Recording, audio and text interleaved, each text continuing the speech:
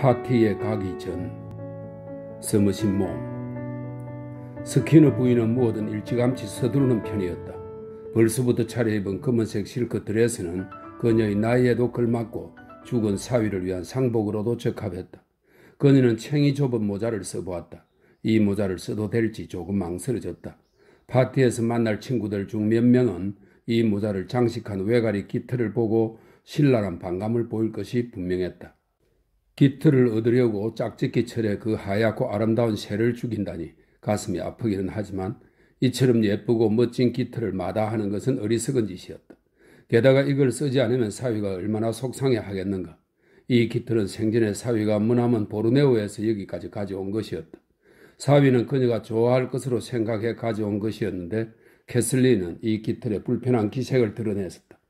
일이 그렇게 되었으니 이제는 그때의 은행을 후회하겠지만 캐슬린은 원래 헤럴드를 좋아하지 않았다. 스키너 부인은 화장대 앞에 서서 그 모자를 머리에 얹었다. 어차피 가진 모자 중에 멋진 것은 이것뿐이었다.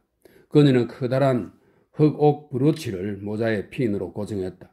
누구든 그녀에게 새 이야기를 꺼내면 뭐라고 대답할지 생각해 둔 말이 있었다. 이렇게 말할 생각이었다. 끔찍한 일이긴 하죠. 나야 이런 걸 살 생각은 꿈에도 하지 않았어요. 그런데 우리 사위가 저번에 휴가차 귀국했을 때 가져왔지 뭐예요? 이 정도면 내가 이것을 소유하고 사용하는 이유가 설명되겠지. 모두들 대단히 상냥한 사람들이었다. 스키너 부인은 서랍에서 깨끗한 손수건을 꺼내 오드콜로뉴를 살짝 뿌렸다. 그녀는 여간에서는 향수를 쓰지 않았다. 향수는 너무 과하다는 생각을 늘 하고 있었지만 이 오드콜로뉴는 너무나 상큼했다. 준비가 거의 끝나갔다. 그녀의 시선은 거울 뒤편의 창문 밖으로 흘러갔다. 헤이우드 목사의 이번 가든 파티는 화창한 날에 열렸다. 날씨가 따뜻하고 하늘은 파랬다. 나무들은 아직 봄의 싱그러운 초록빛을 띠고 있었다. 스키너 부인은 집 뒤편의 기다란 정원에서 부지런히 갈퀴질을 하며 자기 화단을 가꾸는 어린 소녀를 보고 미소를 지었다. 조애인이 저리 안색이 창백하지만 않아도 좋으련만 소녀딸을 열대지방에 너무 오래 둔 것은 실수였다. 조애는 나이에 비해 너무 얌전했고 뛰어다니지도 않았다. 스스로 만든 게임을 하면서 조용히 놀고 자기 화단에 물을 주었다. 스키너 부인은 드레스 앞부분을 매만진 뒤 장갑을 집어들고 아래층으로 내려갔다. 캐슬린은 창가 책상에 앉아 목록을 만드느라 바빴다. 레이디스 골프 클럽의 명예로운 총무였기 때문이다. 시합이 열리면 이것저것 할 일이 많았다. 하지만 캐슬린 역시 파티에 갈 준비가 되어 있었다. 결국 그 점퍼를 입었구나. 스키너 부인이 말했다. 점심을 먹을 때 캐슬린이 점퍼를 입어야 할지 아니면 검은색 시폰 드레스를 입어야 할지 토론이 있었다. 점퍼는 검은색과 흰색이 섞인 옷이었다. 캐슬린은 그것이 상당히 세련되지만 상복으로 보기는 어렵다고 생각했지만 밀리센트는 그것을 입는데 찬성했다. 온 가족이 장례식에서 막 돌아온 것처럼 입을 이유는 없죠. 밀리센트가 말했다. 헤럴드는 8개월 전에 죽었어요. 스키너 부인은 그 말이 어쩐지 거슬렸다. 밀리센트는 보르네오에서 돌아온 후 부쩍 이상하게 굴었다. 설마 상복을 벗고 가려는 거니? 스키너 부인이 물었다. 밀리센트는 그 질문에 확실하게 대답하지 않았다. 사람들이 매일 상복을 입지는 않잖아요. 밀리센트는 그렇게 말하고 잠시 입을 다물었다가 다시 말을 시작했다. 스키너 부인은 또 저 말투네 하고 생각했다.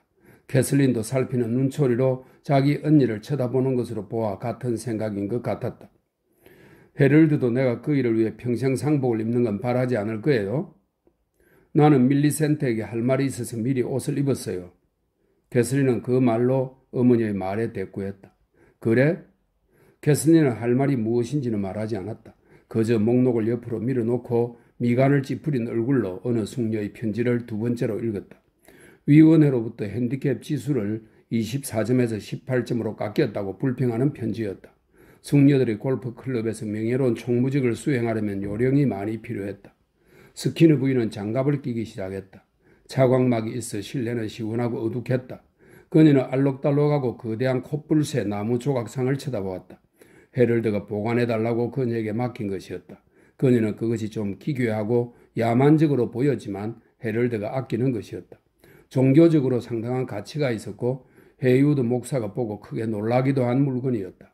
소파 위 벽에는 스키너 부인이 명칭을 잊어버린 말레이 무기들이 걸려 있었고 여기저기 놓인 탁자 위에도 헤럴드가 여러 번에 걸쳐 보내준 은 제품과 황동 제품이 놓여 있었다.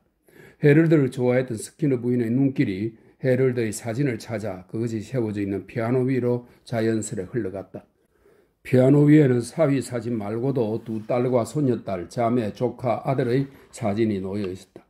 이런 캐슬린, 헤럴드 사진 어디 갔니? 그녀가 물었다. 캐슬린은 그쪽을 돌아보았다. 거기 있던 사진이 없었다. 누가 치웠나 본데요? 캐슬린이 말했다. 스키너 부인은 놀라기도 하고 궁금하기도 해서 일어서서 피아노 쪽으로 건너갔다. 사진들은 다시 배치되어 있었고 빈자리도 없었다. 밀리센트가 자기 방에 가져다 두었나 보구나. 스키너 부인이 말했다. 왜 못 봤을까? 그러고 보니 밀리센트가 헤럴드의 사진을 몇 개 더 가지고 있었는데 그것들도 모두 치워버렸네요. 스키너 부인은 그렇지 않아도 딸의 방에 헤럴드의 사진이 없는 것을 알고 정말 이상한 일이라고 생각하던 참이었다. 스키너 부인이 한번 그 이야기를 꺼냈지만 밀리센트는 아무런 대꾸를 하지 않았다. 딸은 보르네오에서 돌아온 이후 이상하게 말수가 없었고 스키너 부인이 안쓰럽게 느낄 만한 모습도 보이지 않았다. 헤럴드를 이런 이야기를 하고 싶지 않은 듯 입을 다물었다. 슬픔은 사람들을 각기 다른 방향으로 몰아갔다. 남편은 딸을 그냥 내버려 두라고 말했다. 남편 생각을 하자 그녀의 생각은 그들이 가리는 파티로 흘러갔다. 아버지가 실크헤트를 써야 하는지 물으시더라. 그녀가 말했다. 그래서 쓰는 편이 안전할 거라고 말했지. 이번 모임은 꽤나 성대한 파티가 될 것 같았다. 당일을 입힌 딸기 바닐라 케이크는 버딘의 제과점에서 가져올 테지만 아이스커피는 헤이우드 부부가 집에서 만들어 대접한다고 했다. 모두가 그곳에 모일 것 같았다. 그들은 지금 목사의 집에 묵고 있는 목사의 대학 동창 홍콩의 주교를 만나보라는 권유를 받았다. 주교는 중국에서 벌이는 선교 사업에 대해 연설할 예정이었다. 딸이 동양에서 8년을 살았고 사위가 보르네오 지역의 공사였던 스키너 부인은 기대감으로 가슴이 설레었다. 식민지와 그쪽 방면으로 아무 관련이 없는 사람들보다는 의미가 더 클 수밖에 없었다. 잉글랜드만 아는 사람들이 과연 잉글랜드를 제대로 알까? 스키너 부인이 말했다. 그때 그가 방 안으로 들어섰다. 그는 아버지가 그랬던 변호사였고 런던의 인필제 사무실을 가지고 있었다. 매일 아침 런던을 올라갔다가 저녁에 내려왔다. 캐넌이 하필 토요일을 파티날로 잡는 바람에 그는 꼼짝없이 아내와 딸들을 데리고 캐넌의 가든 파티에 참석할 수밖에 없었다. 연미복과 잿빛 바지 차림의 스키너 씨는 상당히 멋져 보였다. 한껏 멋을 내지는 않았지만 멀쑥한 차림새였다. 그는 점잖은 가사 전문 사무 변호사처럼 보였고 실제로도 그것이 직업이었다. 그의 회사는 정당한 사건이 아니면 절대 맞지 않았다. 불미스러운 일로 찾아오는 의뢰인이 있으면 스키너 씨는 심각한 표정을 짓고 말했다. 이건 우리가 맡을 만한 사건이 아닌 것 같습니다. 다른 데로 가보시죠. 그러고는 메모지를 앞으로 끌어당겨 이름과 주소를 적고 그 종이를 쭉 찢어 고객에게 건넸다. 저라면 이 사람들을 찾아가 보겠습니다. 제 이름을 대시면 알아서 정성껏 모실 겁니다. 스키너 씨는 깨끗이 면도한 얼굴에 완전한 대머리였다. 꽉 담은 입술은 창백하고 얇았지만 푸른 눈은 수줍었다. 뺨에 혈색이 돌지 않았고 주름이 많은 얼굴이었다. 새 바지를 입었군요. 스키너 부인이 말했다. 기회다 싶어서 그가 대답했다. 재킷에 꽃을 꽂아야 하나 생각하고 있었소. 그건 별로예요, 아버지. 캐슬린이 말했다. 그리 멋이나지 않을 거예요. 꽃을 꽂은 사람들이 많을 거야. 스키너 부인이 말했다. 사원 같은 사람들만요. 캐슬린이 말했다. 헤이우드 부부가 모두에게 그러지 말라고 부탁했어요. 게다가 우리는 상중이기도 하고요. 주교의 연설 후에 모금 시간이 있을까 모르겠군. 스키너 씨가 말했다. 그렇지는 않을 거예요. 스키너 부인이 말했다. 제 생각에 그런 건 허례 같아요. 캐슬린이 동의했다. 안전한 방식이기도 하지. 스키너 씨가 말했다. 내가 대표로 기부하면 돼. 10실링이면 충분할지 아니면 1파운드는 해야 할지 잘 모르겠군. 하실 거면 1파운드는 하셔야죠, 아버지. 캐슬린이 말했다. 현장에서 결정해야겠어. 다른 사람보다 적게 내고 싶진 않지만 필요 이상으로 무리할 이유도 없지. 캐슬린은 서류들을 책상 서랍에 넣어 치우고 일어섰다. 그녀는 손목시계를 확인했다. 밀리센트는 아직이니? 스키너 부인이 물었다. 시간은 충분해요. 우리가 초대받은 시간은 4시니까 4시 30분보다 일찍 가서는 안 돼요. 데이비스에게 4시 15분에 차를 대기시키라고 말해두었어요. 대개는 캐슬린이 직접 자동차를 몰았지만 큰 행사가 있을 때는 정원사 데이비스에게 운전사 복장을 입히고 운전을 하게 했다. 자동차를 타고 등장하는 것이 더 멋지게 보이겠지만 캐슬린은 새 점퍼를 입고 직접 운전하고 싶지는 않았다. 어머니가 장갑에 손가락을 하나씩 끼워 넣자 캐슬린은 자기도 장갑을 껴야 하나 생각했다. 그녀는 장갑에 세탁 세제 냄새가 남아있는지 맡아보았다. 냄새가 아주 희미해서 아무도 모를 것 같았다. 마침내 문이 열리고 밀리센트가 안으로 들어왔다. 그녀는 상복을 입고 있었다. 스키너 부인의 눈에는 그 모습이 늘 어색해 보였지만 밀리센트는 1년 동안 상복을 입어야 했다. 애석한 것은 상복이 밀리센트에게 어울리지 않는다는 것이었다. 간혹 상복이 어울리는 사람들이 있었다.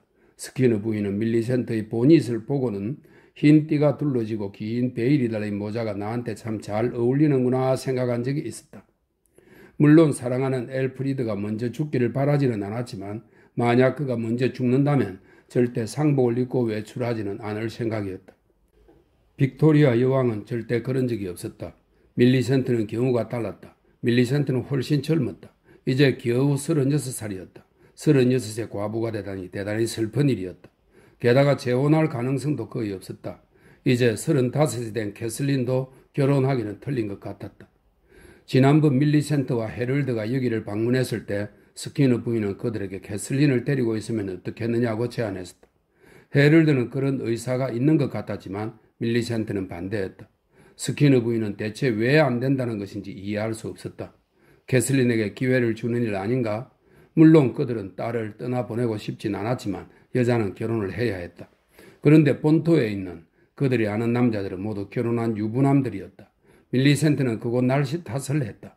그녀가 안색이 좋지 않은 것은 사실이었다. 과거에는 두 자매 중 밀리센트가 캐슬린보다 더 예쁜 쪽이었지만 이제는 그렇게 생각할 사람이 아무도 없었다. 캐슬린은 나이가 들수록 점점 날씬해졌다. 물론 너무 말랐다고 말하는 사람들도 있었지만 머리를 짧게 자르고 비가 오나 눈이 오나 골프를 쳐서 볼이 발그레한 것이 스키너 부인이 보기에 꽤나 예뻤다. 반면 가엾은 밀리센트는 누구도 예쁘다고 말할 수 없는 지경이었다. 몸매가 완전히 망가져버린 것이다. 원래 키가 크지 않았기 때문에 살이 찐이 옆으로 퍼져 보였다.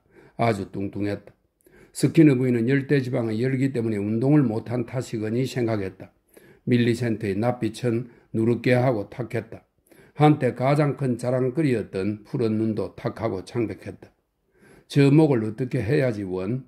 스키너 부인이 생각했다. 턱살이 흉하게 늘어졌네. 스키너 부인은 남편에게 이런 이야기를 한두 번 꺼낸 적이 있었다. 남편은 밀리센트가 더 이상 젊지 않은 나이라고 했다. 아무리 그래도 그렇지 저렇게 마냥 퍼져서야 되겠는가? 스키너 부인은 딸을 붙잡고 진지하게 이야기를 해보기로 했다. 물론 딸이 상중임을 고려해 1년이 될 때까지 기다려야 했다. 그녀는 딸과 이야기할 생각을 하니 조금 초조해져서 대화를 나중으로 미룰 이유가 있는 게 다행스럽게 생각되기도 했다. 밀리센트가 변한 것은 사실이었다. 그녀는 딸의 얼굴에 어린 시무룩한 표정을 보면 마음이 편하지 않았다. 스키너 부인은 머릿속에 떠오르는 대로 말하는 편이었지만 밀리센트는 상대가 말을 하는 대로 대꾸하지 않는 민망한 버릇이 있어서 내 말을 들었나 하고 상대를 당황하게 만들었다. 가끔 스키너 부인은 하도 속이 터져서 가엾은 헤럴드가 죽은 지 8개월밖에 안 돼서 저러지 하고 밀리센트에게 쏘아붙이고 싶은 마음을 다스려야 했다. 창문으로 비춰드는 햇빛이 과부의 시무룩한 얼굴에 떨어졌다. 그녀는 조용히 앞으로 걸어갔지만 캐슬린은 뒤쪽에 서서 잠시 언니를 바라보았다. 밀리센트, 나 언니한테 할 말 있어? 그녀가 말했다. 오늘 아침 글래디스 헤이우드랑 같이 골프 쳤어. 이겼니? 밀리센트가 물었다. 글래디스 헤이우드는 목사의 딸들 중 유일하게 결혼하지 않은 딸이었다.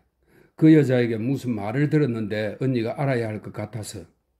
밀리센트의 시선은 동생을 지나 정원의 꽃들에 물을 주는 어린 소녀에게 날아갔다.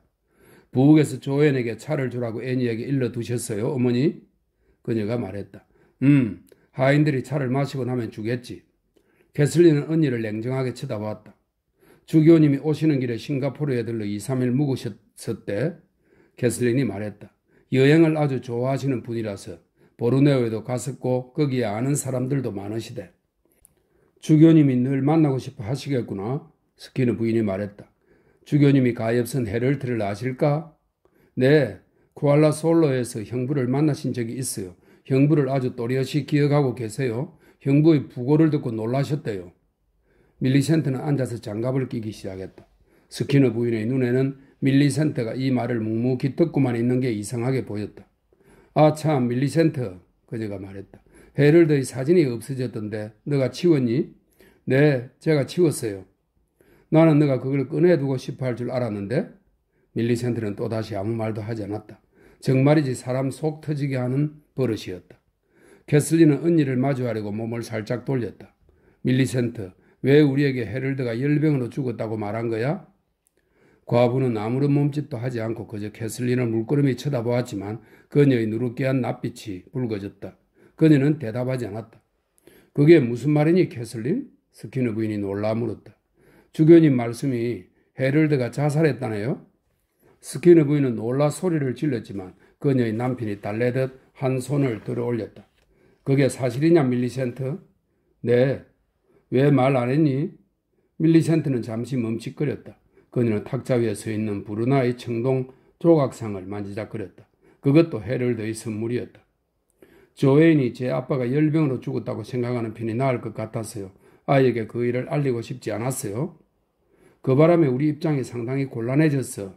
캐슬린이 살짝 인상을 쓰고 말했다. 글래디스 헤이우드는 내가 자기한테 사실대로 말하지 않았다고 날 형편없게 생각하고 있어.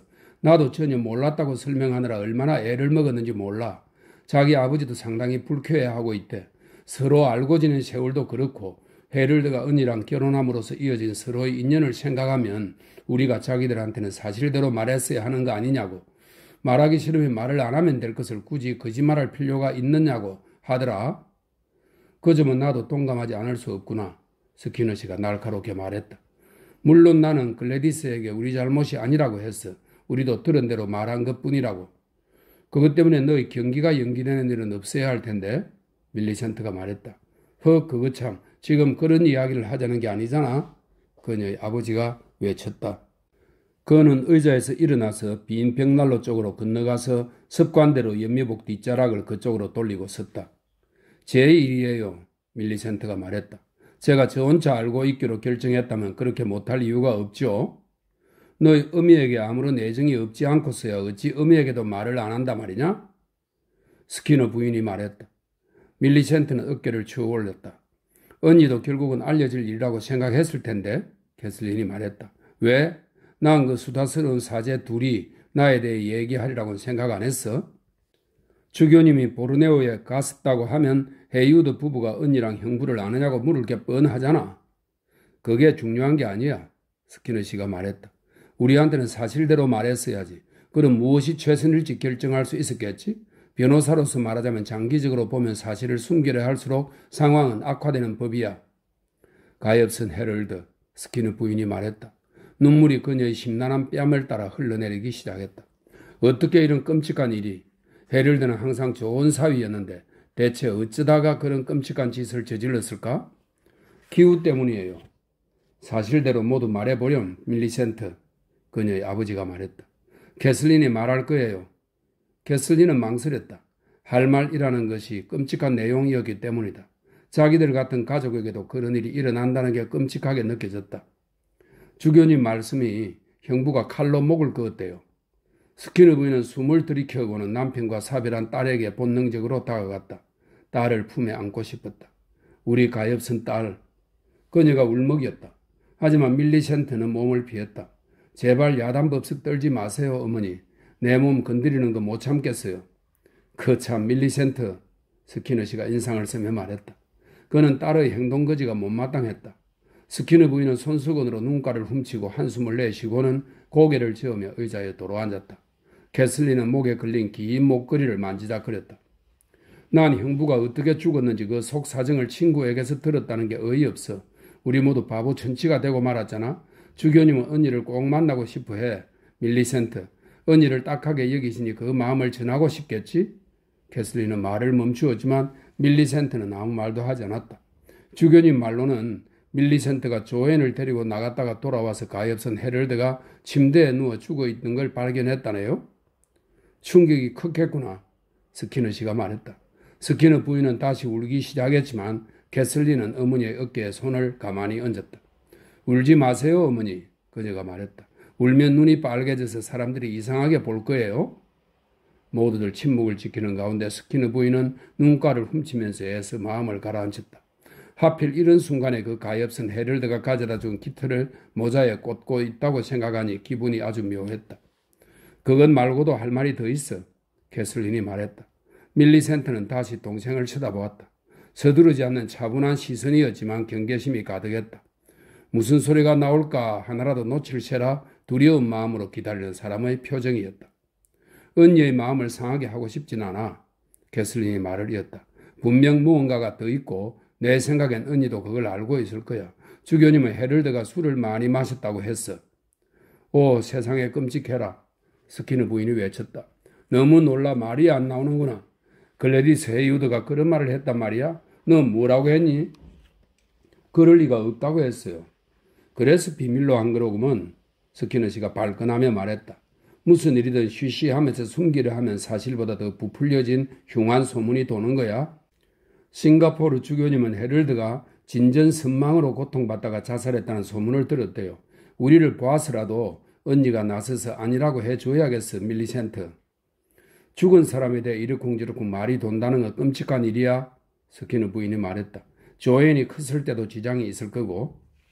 대체 무슨 근거로 그런 이야기가 나온 거니, 밀리센트? 그녀의 아버지가 물었다. 헤럴드는 늘 철저히 절제하는 성격이었잖아. 여기서는 그랬죠. 과부가 말했다. 술을 마셨다는 말이야? 술 고래였어요. 뜻밖의 대답이 몹시 냉소적인 말투에 실려 나오자 세 사람은 깜짝 놀랐다. 밀리센트, 죽은 남편 이야기를 어쩜 그런 식으로 하니? 그녀의 어머니가 장갑을 낀 단정한 두 손을 부여잡으며 외쳤다. 널 이해할 수가 없구나. 어쩐지 돌아온 이후 너무 이상하게 굴더라니. 내 딸이 남편의 죽음을 그렇게 받아들인다는 게 믿을 수가 없구나. 신경 쓰지 말아요, 여보. 스키너 씨가 말했다. 그건 나중에 따져도 돼. 그는 창가로 걸어가서 햇살이 들여온 작은 정원을 내다보다가 다시 안쪽으로 돌아왔다. 주머니에서 코안경을 꺼내 쓸 생각도 없이 손수건으로 그걸 닦았다. 아버지를 쳐다보는 밀리센트의 눈에는 아이러니하고 상당히 냉소적인 빛이 또렷이 어렸다. 스키너 씨는 분노가 치밀었다. 이번 주 업무는 모두 마쳤기 때문에 월요일 아침까지는 할 일이 없었다. 가든 파티고 뭐고 상당히 성가신이 되도록 빨리 돌아와 정원에서 조용히 차나 마실 거라고 아내에게 말해두었고 그 시간을 기다려왔건만 중국에서의 선교 사업은 큰 관심이 없었지만 주교를 만나는 것은 흥미로웠다. 그런데 이것은 전혀 휘말리고 싶지 않은 일이었다. 느닷없이 사위가 술꾼에다 자살했다는 말을 들으니 불쾌하기 짝이 없었다. 밀리센트는 하얀 소매단을 매만졌다. 그는 밀리센트의 냉정함이 비위에 거슬렸지만 그것은 거론하지 않고 둘째 딸에게 말했다. 좀 앉지 그러니 캐슬린? 방에 늘린 게 의자 아니냐? 캐슬린은 의자를 앞으로 끌어다 놓고 아무 말 없이 앉았다. 스키너 씨는 밀리센트 앞에 멈추어 서서 딸을 마주했다. 물론 왜 헤럴드가 열병으로 죽었다고 말하는지는 이해한다. 하지만 그런 건 조만간 밝혀질 일이니 실수한 거야. 주교가 헤이우드 부부에게 한 말이 어디까지 사실에 부합하는지 모르겠지만 아비의 조언을 받아들인다면 사정이 허락하는 데까지 모든 걸 털어놓거라. 그럼 알게 되겠지. 헤이우드 목사와 글래디스가 알게 된 이상 이제 이런 식으로는 안 통해. 이런 곳에서는 사람들이 수군거리게 되어 있어. 사실을 정확히 알게 되면 우리 모두가 더 처신하기 쉬워질 거야. 스키너 부인과 캐슬리는 스키너 씨가 핵심을 말했다고 생각했다. 그들은 밀리센트의 대답을 기다렸다. 그녀는 아까부터 시무룩한 얼굴로 듣고만 있었고 붉어졌던 얼굴은 다시 평소처럼 누렇게 하고 창백한 낯빛을 띄었다. 제가 사실대로 말한다고 해도 들으면 좋아하지 않으실 이야기예요. 그녀가 말했다. 우리는 언니를 공감하고 이해해. 믿어도 돼. 캐슬린이 진지하게 말했다. 밀리센트는 캐슬린을 흘끔 쳐다보았다. 그녀의 꼭 다물린 입술에 희미한 미소가 스쳤다. 그녀는 천천히 세 사람을 둘러보았다. 스키너 부인은 의상실의 모델들을 쳐다보듯 보는 밀리센트의 모습에서 불쾌한 느낌을 받았다. 그녀는 전혀 다른 세상에서 사는 그들과 아무런 연관이 없는 사람 같았다. 제가 헤럴드와 결혼했을 때 그 일을 사랑하지 않았다는 건 아실 거예요? 그녀가 회상하며 말했다. 스키너 부인은 탄식을 하려다가 남편의 재빠른 손짓에 입을 다물었다. 큰 동작은 아니었지만 오랜 결혼 생활을 거친 끝에 결정력을 갖게 된 손짓이었다. 밀리센트는 말을 이었다. 차분한 목소리로 천천히 말을 했는데 어조에서 작은 변화가 느껴졌다. 그때 나는 27살이었고 그이 말고는 청혼하는 사람이 없었어요. 그이는 44살이었죠. 나이가 좀 많은 것 같았지만 직위가 워낙 높았잖아요. 그이보다 나은 남자가 생길 것 같지도 않았고요. 스키너 부인은 다시 울음이 터지려 했지만 파티를 생각하고 참았다. 너가 왜 헤럴드의 사진을 치웠는지 이제야 알겠구나. 그녀가 구슬프게 말했다. 그러지 마세요, 어머니. 캐슬린이 탄식했다. 그것은 헤럴드가 밀리센트와 약혼했을 때 찍은 헤럴드가 아주 잘 나온 사진이었다. 스키너 부인은 늘 헤럴드를 잘생긴 남자라고 생각했다. 듬직한 체구에 키가 컸고 조금 살이 쪘지만 건강한 편이었고 상당한 존재감을 자랑했다. 머리가 벗겨지고 있었으나 요즘 남자들은 일찍 대머리가 됐다. 그는 햇빛을 가리는 모자 토피가 머리카락에 아주 해롭다고 말했다. 검은 콧수염을 작게 길렀고 얼굴은 햇빛에 그을려 짙은 구릿빛이었다. 물론 가장 멋진 것은 눈이었다. 조에는 눈처럼 큰 갈색 눈이었다. 말주변도 좋았다.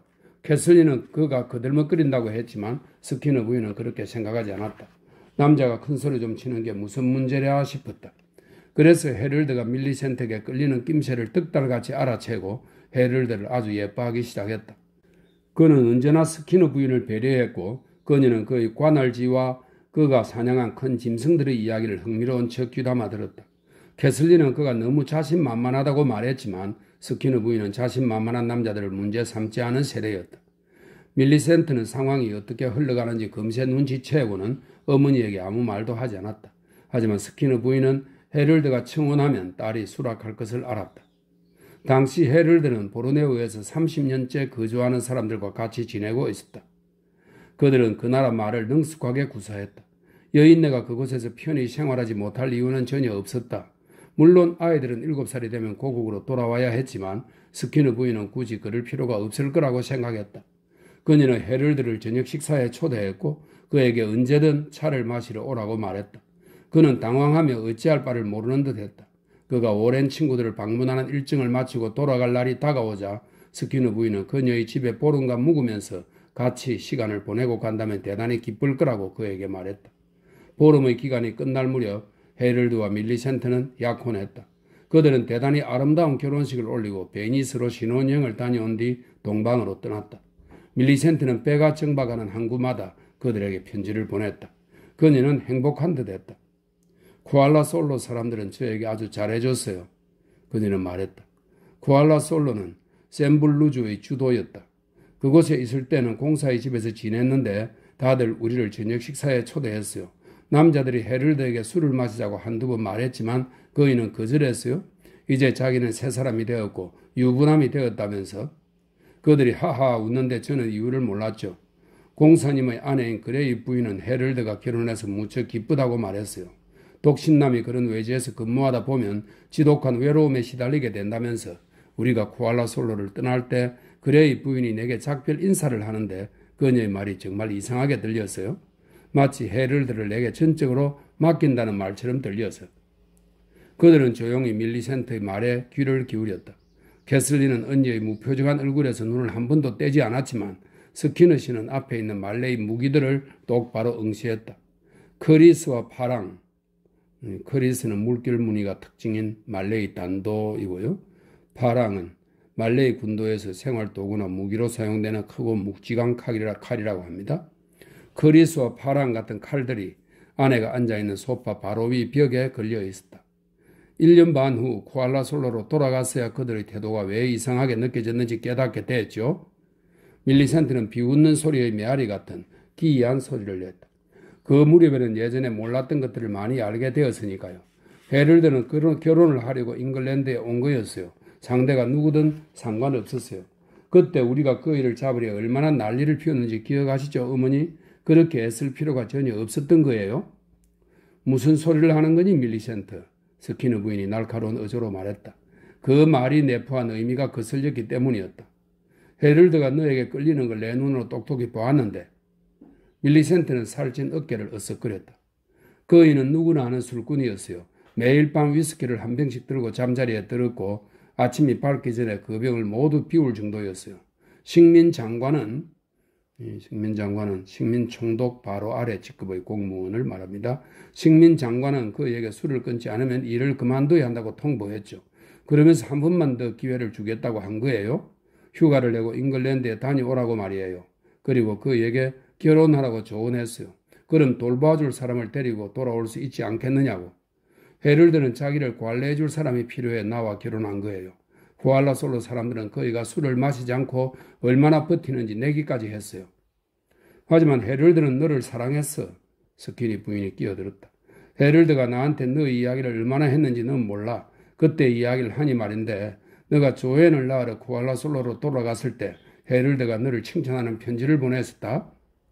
밀리센트는 다시 어머니를 쳐다보았다. 그녀의 누르깨한 혈색이 붉게 물들었고 무릎에 놓여있던 두 손이 조금 떨리기 시작했다. 그녀는 신혼 초기의 첫 몇 달을 떠올렸다. 그들은 정부의 모터보트를 타고 강 어귀로 내려갔고 거기 방갈로에서 하룻밤을 보낸 적이 있었다. 헤럴드는 그 방갈로를 그들의 해변 별장이라고 농담삼아 말했다. 이튿날 그들은 프라우선을 타고, 프라우선은 가판이 없는 인도네시아 쾌속선입니다. 프라우선을 타고 강 상류로 올라갔다. 그녀가 읽은 소설들은 보르네오의 강들을 어물한 데다 기묘하게 사악한 기운이 도는 것으로 그렸지만 그날은 화창한 하늘에 작고 흰 구름이 떠 있었고 흐르는 강물에 씻기는 초록빛 맹그로브 나무들이 햇빛에 반짝거렸다. 양쪽으로 길 없이 쭉 뻗은 밀림 위로 들쭉날쭉한 산의 윤곽선이 저 멀리 하늘을 배경으로 보였다. 이른 아침의 공기는 신선하고 활기찼다. 그녀는 푸근하고 비옥한 땅으로 들어선 기분이었고 웅장한 해방감을 느꼈다. 그들은 뒤엉킨 나무가지 위에 앉은 원숭이들을 찾아 강둑을 살폈다. 헤럴드는 통나무처럼 보이는 것을 가리키면서 악어라고 말했다. 흰 면포 바지와 토피 차림의 공사보가 그들을 맞으러 부장교에 나와 있었고 말쑥하고 작은 병사 14명이 그들에게 경의를 표하기 위해 사열해 있었다. 그녀는 공사보를 소개받았다. 그의 이름은 심프슨이었다. 오셨군요, 공사님. 그가 헤럴드에게 말했다. 일이 돌아오시니 기쁩니다. 안 계시는 동안 얼마나 외로웠는지 모릅니다. 낮은 언덕바지에 자리 잡은 공사의 방갈로는 온갖 발랄한 꽃들이 제멋대로 자라는 정원에 둘러싸여 있었다. 조금 흐름해 보였고 가구는 몇 개 없었지만 방들은 시원하고 널찍했다. 캄퐁은 저 아래야. 캄퐁은 말레이시아의 작은 촌락을 말합니다. 캄퐁은 저 아래야. 헤럴드가 가리키며 말했다. 그녀의 시선은 그의 손이 가리키는 곳을 향했다. 코코넛 나무들 사이에서 징소리가 울려 퍼졌다. 그 소리는 그녀의 가슴에 기묘한 느낌을 아련히 일으켰다. 그녀가 하는 일은 딱히 없었지만 하루하루는 수월하게 지나갔다. 새벽이면 사내 아이가 그들에게 차를 내왔고 그들은 베란다에서 아침의 향기를 즐기면서 어슬렁거리다가 아침 먹을 시간이 되면 옷을 입었다. 이후 헤럴드는 출근했고 그녀는 한두 시간 말레이시아어 공부를 했다. 헤럴드가 간단히 점심을 먹고 관서로 돌아가는 동안 그녀는 잠을 잤다. 차는 두 사람의 기운을 복돋았다.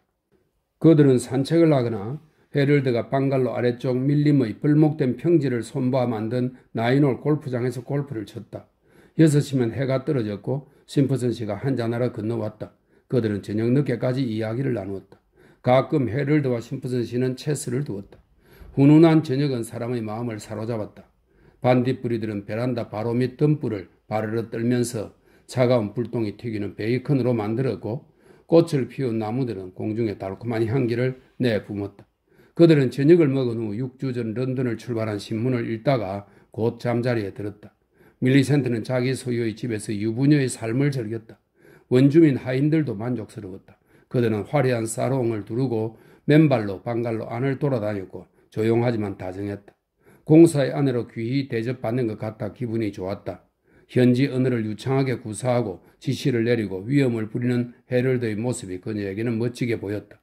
때때로 그녀는 그가 주관하는 재판을 참관하러 관서로 나갔다. 그가 맡은 다양한 업무와 그의 유능한 일처리 방식에 경이감이 일어났다. 심프슨 씨는 헤럴드가 이 나라의 어떤 인사보다 원주민을 잘 이해한다고 그녀에게 말했다. 소심하고 툭하면 앙심을 품고 의심이 많은 이 종족을 다루는데 꼭 필요한 단호함과 전술, 유쾌함을 고루 갖추었다고 했다. 밀리센트는 남편에 대해 존경심을 느끼기 시작했다. 그들이 결혼한 지 1년이 되어갈 무렵 영국인 박물학자 두 사람이 내륙으로 들어가는 길에 그들의 집에 며칠 묵게 되었다. 그들은 명령에 가까운 총독의 추천서를 가지고 있었고 헤럴드는 그들의 방문을 자랑스럽게 여긴다고 말했다. 그들의 방문은 신선한 변화를 가져왔다. 밀리센트는 심프선 씨를 저녁 식사에 초대했다. 그는 요새에서 지냈고 일요일 저녁에만 그들과 같이 식사했다. 식사 후 남자들은 둘러앉아 브릿지 게임을 했다.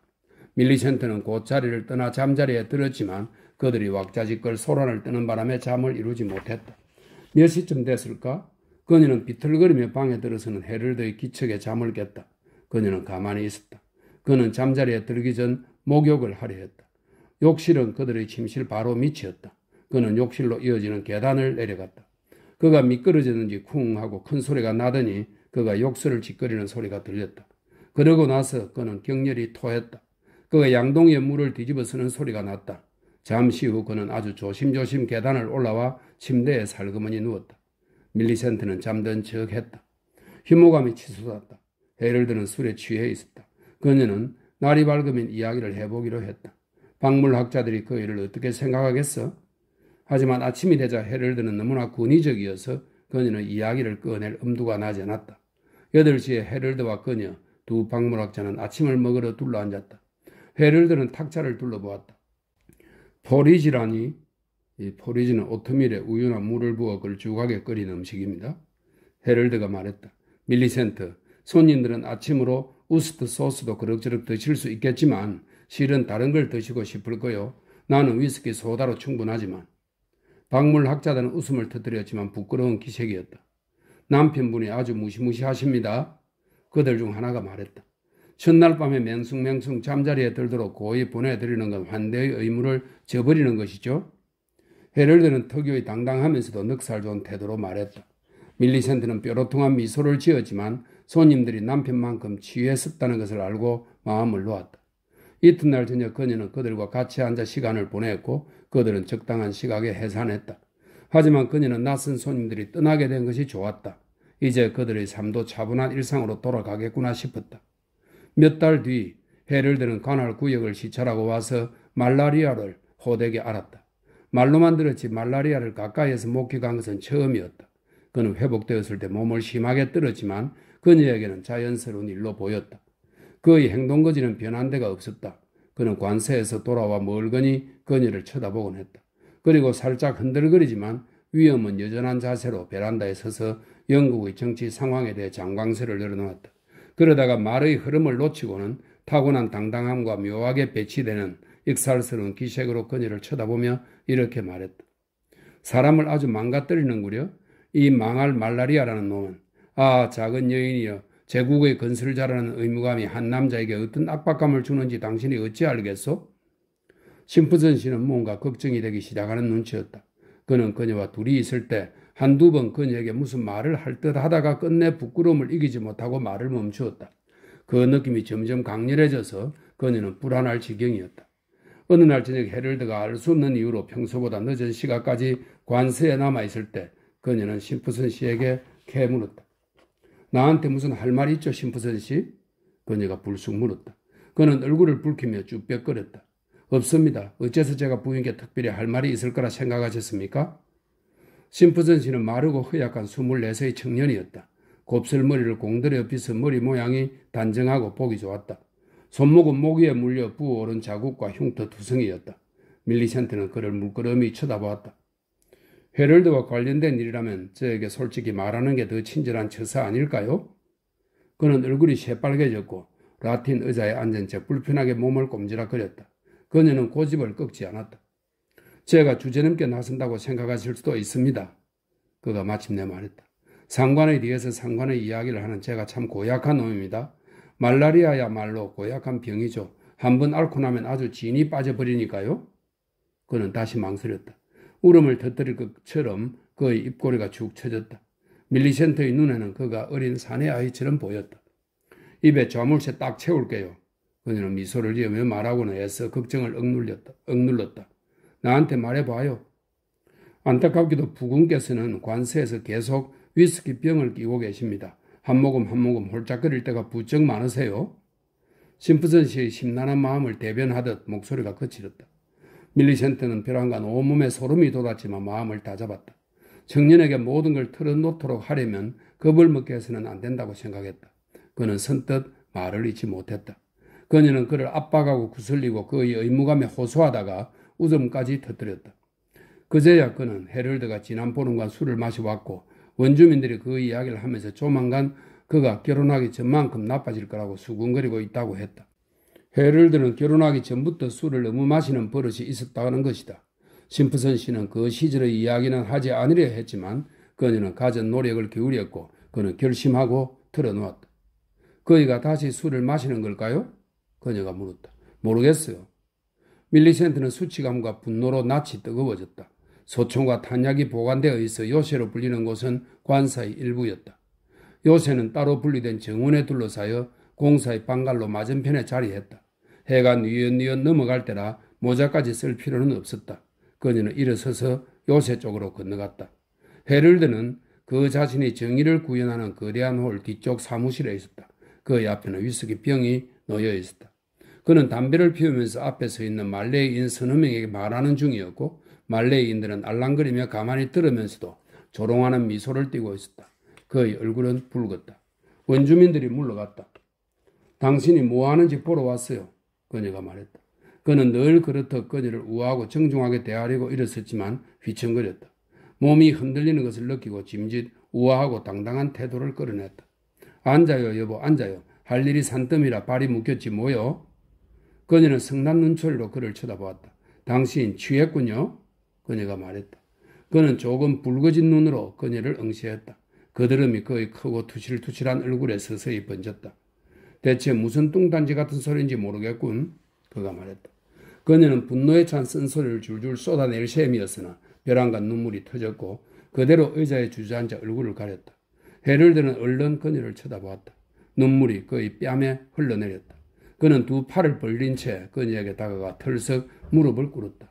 그리고는 흐느끼면서 아내를 품에 안았다. 용서해 주어요, 용서해 주어요. 그가 말했다. 다시는 이런 일 없을 거라 약속하오. 그 빌어먹을 말라리아 때문이야. 너무 창피해요. 그녀가 시험했다. 그는 어린아이처럼 울었다. 큰 덩치의 위엄을 갖춘 남자가 자기를 낮추는 모습엔 감동적인 면이 있었다. 얼마 후 밀리센트는 고개를 들었다. 애원하고 뉘우치는 그의 눈이 그녀의 눈을 찾았다. 다시는 술을 입에 대지 않겠다고 맹세를 걸고 약속할 수 있어요? 그럼 나도 이제 싫어. 그녀는 아기를 가졌다는 소식을 그에게 알렸다. 그는 뛸 듯이 기뻐했다. 기다렸던 소식이야. 그것이 나를 바른 길로 인도하겠지. 그들은 방갈로로 돌아왔다. 헤럴드는 목욕을 한 뒤 낮잠을 잤다. 그들은 저녁을 먹고 나서 오랫동안 조용히 이야기를 나누었다. 그는 결혼하기 전 건강을 해칠 정도로 술을 많이 마신 적이 있다고 인정했다. 외지에서 근무하다 보면 나쁜 습관을 갖기 쉽다고. 그리고 밀리센트가 묻는 말에 순순히 대답했다. 이후 몇 달 동안 그녀가 해산을 나러 쿠알라솔로로 돌아갈 때까지 헤럴드는 완벽한 남편이었다. 부드럽고 사려 깊고 당당하고 애정이 넘쳤다. 나무랄 데가 없었다. 그녀가 타고 갈 모터보트가 도착했다. 그녀는 그와 6주 동안 떨어져 있을 예정이었다. 그는 그녀가 없는 동안 술을 입에 대지 않겠다고 굳게 약속했다. 그러면서 그녀의 어깨에 두 손을 얹었다. 약속은 절대 깨지 않겠소. 그가 위험 있게 말했다. 굳이 약속하지 않더라도 당신이 그렇게 고생하는데 나까지 고통을 더했어야 되겠소? 조앤이 태어났다. 밀리센트는 그곳 영사의 집에 머물렀다. 영사의 아내 그레이 부인은 친절한 중년 여성으로 밀리센트를 정성껏 대접했다. 두 여인은 오랫동안 딱히 할 일 없이 혼자 있을 때 이야기를 나누었는데 그 과정에서 밀리센트는 남편의 음주 경력에 대해 속속들이 알게 되었다. 그녀가 가장 받아들이기 어려운 사실은 헤럴드가 아내를 데려오는 조건으로 직위를 지켰다는 것이었다. 그것이 그녀의 마음에 아련한 분노를 일깨웠다. 그리고 그가 오랫동안 술꾼으로 살았다는 것을 알고 은근히 마음이 불편해졌다. 그녀가 없는 동안 그가 그 유혹을 절대 거부하지 못하리라는 생각이 들자 크나큰 공포심이 솟구쳤다. 밀리센트는 아기와 유모를 데리고 집으로 돌아갔다. 그녀는 강 어귀에서 하룻밤 묵으면서 카누를 타고 가는 인편에 도착했다는 전가를 미리 보냈다. 모터보트가 무트로 접근할 때 그녀는 초조하게 부장교 위를 살폈다. 헤럴드와 심프슨 씨가 서 있었다. 말끔한 작은 병사들도 사이에 있었다. 그녀는 헤럴드가 살짝 휘청거리는 것을 보고 가슴이 철렁했다. 그는 흔들리는 배 위에서 균형을 잡으려 애쓰는 남자 같았다. 술에 취한 것이 분명했다. 그다지 기쁘지 않은 귀가였다. 밀리센트는 어머니와 아버지, 동생이 조용히 앉아 듣고 있다는 것을 거의 잊고 있다가 퍼뜩 정신을 차리고 그들을 의식했다. 지금까지 자기가 말한 내용이 모두 먼 나라 이야기처럼 느껴졌다. 그때 내가 그 일을 미워하고 있다는 걸 알게 되었어요. 그녀가 말했다. 죽일 수도 있을 만큼. 오, 밀리센트, 그런 말 하지 말아라. 그녀의 어머니가 외쳤다. 헤럴드가 죽었다는 걸, 딱한 남자라는 걸 잊지 말아야지. 밀리센트는 어머니를 쳐다보았다. 잠시 그녀의 무표정한 얼굴이 어둡게 일그러졌다. 스키너씨는 불편하게 움직거렸다. 계속해, 캐슬린이 말했다. 그이는 내가 자기에 대해 모두 알게 되었다는 걸 알고도 개의치 않았어요. 3달 뒤 그이는 다시 선망 발작을 일으켰어요. 왜 그 사람을 떠나지 않았어? 캐슬린이 말했다. 그런다고 뭐가 달라져? 그이는 보름 만에 공직에서 쫓겨났을 거야. 나와 조애는 누가 돌봐주고 그냥 남을 수밖에.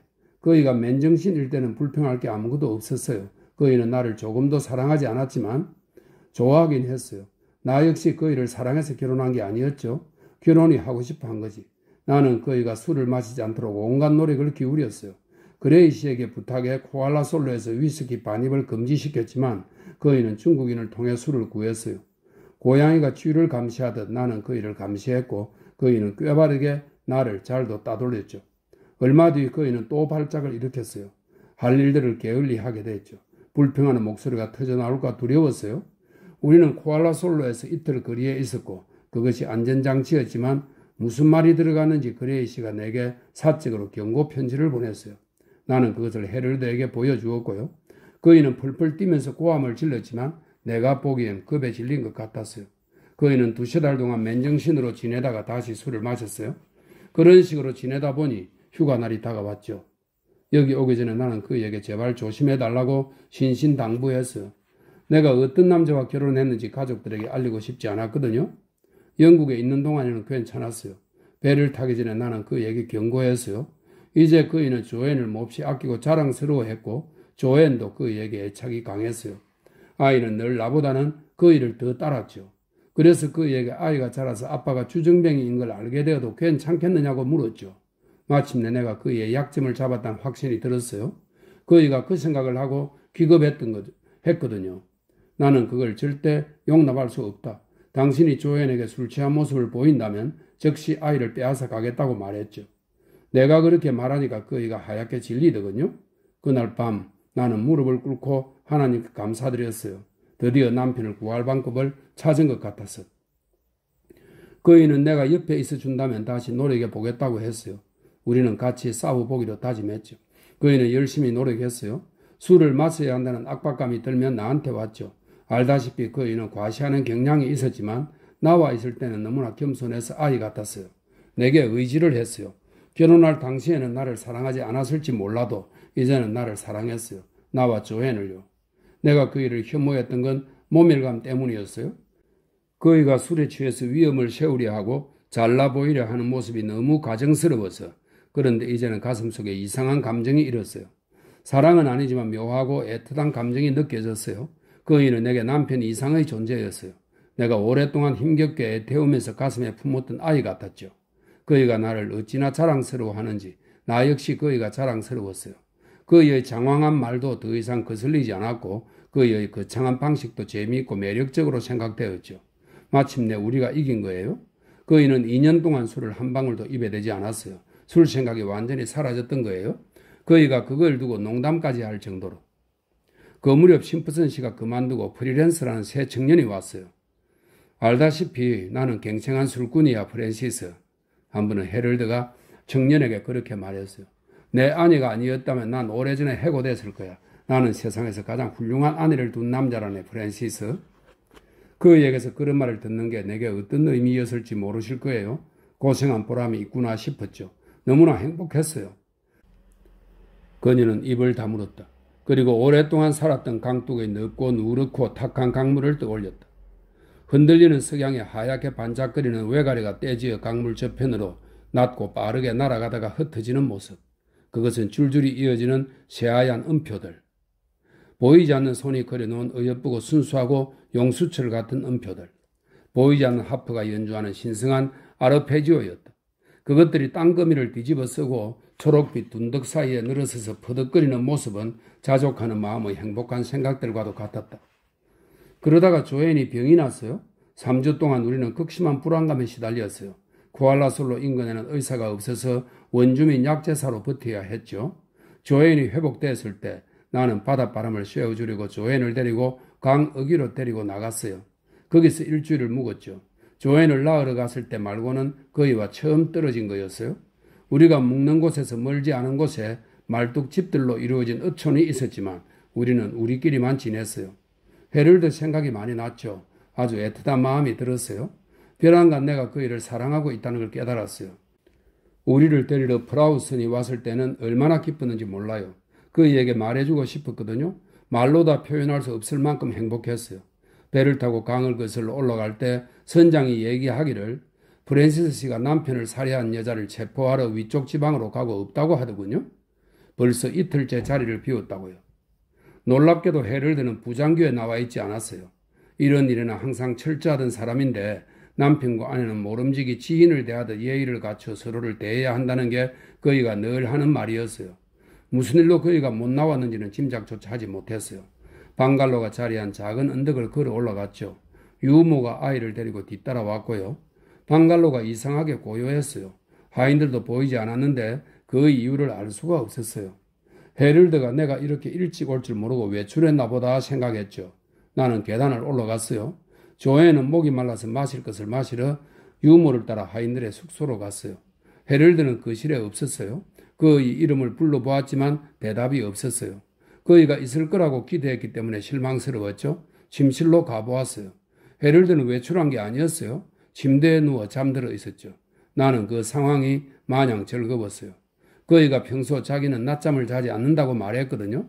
우리 백인들에게는 불필요한 습관이라면서. 나는 살금살금 침대로 다가갔어요. 그이랑 장난스럽게 이야기를 주고받고 싶어서. 모기장을 걷어 올렸어요. 그이는 사롱만 두른 채 아무것도 입지 않고 똑바로 누워 있었는데 옆에 빈 위스키 병이 있었어요. 술에 취했던 거예요. 그 버릇이 다시 또 졌구나. 오랫동안 기울였던 내 모든 노력이 헛사가 되었구나. 내 꿈이 산산조각 났구나. 모든 희망이 사라졌구나. 나는 분노에 사로잡혔어요. 밀리센트의 얼굴은 다시 âm 울하게 붉어졌다. 그녀는 앉아있는 의자의 팔걸이를 움켜쥐었다. 나는 그의 어깨를 붙잡고는 있는 힘껏 그이를 마구 흔들었어요. 이 짐승, 고함을 질렀어요. 이 짐승. 그때는 너무 화가 나서 무슨 말을 했는지, 무슨 짓을 했는지 모르겠어요. 나는 계속 그이를 흔들었어요. 그이가 반쯤 벌거벗은 그 커다랗고 살찐 남자가 얼마나 가정스럽던지 며칠 동안 면도를 하지 않은 데다 얼굴은 잔뜩 부어 검푸른 빛이 돌았어요. 그리고 거친 숨을 몰아쉬었어요. 나는 그에게 소리를 질렀지만 그이는 알아듣지 못했어요. 침대에서 끌어내려고 해도 너무 무거웠어요. 그이는 통나무처럼 그냥 늘어져 있었어요. 눈 좀 떠봐. 내가 소리쳤어요. 나는 그이를 다시 흔들었어요. 그이가 미웠어요. 지난 일주일간 그에게 진심으로 사랑을 느꼈던 만큼 더욱더 그이가 미웠어요. 나를 실망시키다니, 나를 실망시키다니. 당신은 더러운 짐승이라고 그에게 말해주고 싶었어요. 나는 그이를 조금도 감화시키지 못한 거예요. 눈 좀 떠보라니까 나는 외쳤어요. 어떻게든 그이가 나를 보게 하려고. 과부는 마른 입술을 핥았다. 숨이 가쁜 것 같았다. 그녀는 말을 멈추었다. 나라면 형부가 그런 상태니 그냥 자게 두는 게 낫겠다고 생각했을 거야? 캐슬린이 말했다. 침대 옆 벽에 파랑이 하나 걸려 있었어. 헤럴드가 그걸 얼마나 아끼는지 잘 알 거야. 파랑이 뭐니? 스키너 부인이 말했다. 바보 같기는. 그녀의 남편이 발끈함에 대꾸했다. 바로 당신 뒤 벽에 걸려 있잖소. 그는 아까부터 왠지 눈길을 끄는 말레이 칼을 가리켰다. 스키너 부인은 얼른 눈길을 소파 구석으로 돌렸다. 그녀 옆에 뱀이 또아리를 들고 있다는 말을 들은 것처럼 조금 겁먹은 몸짓이었다. 갑자기 헤럴드의 목에서 피가 솟구쳤어요. 빨갛고 기다란 자상이 목을 가로질러 나 있었어요. 밀리센트, 캐슬린이 소리치면서 벌떡 일어서서 그녀에게 달려나가려 했다. 대체 그게 무슨 소리야? 스키너 부인은 너무 놀라 입을 딱 벌리고는 커다래진 눈으로 밀리센트를 가만히 쳐다보며 서 있었다. 파랑은 더 이상 벽에 있지 않았어요. 침대 위에 있었죠. 그때 헤럴드가 눈을 떴어요. 그의 눈이 조앤과 꼭 닮았더군요. 이해를 못하겠구나. 스키너 부인이 말했다. 헤럴드가 너가 말한 상태였다면 어떻게 자살을 한단 말이냐? 캐슬리는 언니의 팔을 잡고 언니를 마구 흔들었다. 밀리센트, 제발 설명 좀 해봐. 밀리센트는 감정을 쏟아냈다. 그 파랑은 벽에 있었다고 말했잖아. 어떻게 된 건지 나도 몰라. 온통 피바다가 되었고. 헤럴드가 눈을 떴어. 그이는 바로 죽어버렸어. 아무 말도 못하고 끽끽거리다가. 스키너씨는 간신히 목소리를 끌어냈다. 하지만 그건 살인이야. 딱한 것 같으니. 밀리센트가 붉게 물든 얼굴로 그를 쳐다보았다. 조롱과 혐오가 가득한 그 표정에 스키너씨는 움츠러들었다. 스키너 부인은 비명을 내질렀다. 밀리센트, 설마 너가 그런 건 아니지, 응? 그 순간 세 사람은 밀리센트의 행동을 보고 피가 얼어붙는 것 같았다. 그녀가 킥킥 웃고 있었다. 내가 아니면 누가 그랬겠어요? 그녀가 말했다. 세상에, 스키너씨가 중얼거렸다. 캐슬리는 심장이 못 견디게 날뛰는지 두 손을 가슴에 대고 벌떡 일어섰다. 그래서 어떻게 됐지? 그녀가 말했다. 난 비명을 질렀어. 창문으로 달려가 문을 열어젖혔지. 유모를 불렀어. 유모가 조앤을 데리고 관사 부지를 건너왔어. 조앤은 안 돼. 내가 외쳤지. 아이는 못 들어오게 해. 유모가 요리사를 불러 아이를 데려가라고 말했어. 나는 유모에게 빨리 오라고 소리쳤어. 유모가 왔을 때 유모에게 헤럴드를 보여주었어. 주인 어른이 자살하셨어. 내가 외쳤지. 유모는 비명을 지르고는 집 밖으로 달려나갔어. 아무도 감히 다가오지 못하더라. 모두들 겁을 먹고 어쩔 줄 몰라 했어. 나는 프랜시스 씨에게 일어난 일을 설명하면서 즉시 오라는 편지를 보냈어. 그 사람에게 일어난 일을 설명했다니 그게 무슨 소리야? 강 의귀에 돌아왔을 때 헤럴드가 목을 그어 자살한 것을 발견했다고 했어. 알다시피 열대지방에서는 사람을 빨리 묻어야만 해. 나는 중국식 관을 하나 구했고 병사들이 요새 뒤에 무덤을 봤어. 프린세스 씨는 헤럴드가 묻히고 거의 이틀이 지났어야 돌아왔지. 그 애송이가 뭘 어쩌겠어? 나는 그 사람을 원하는 대로 주무를 수 있었어.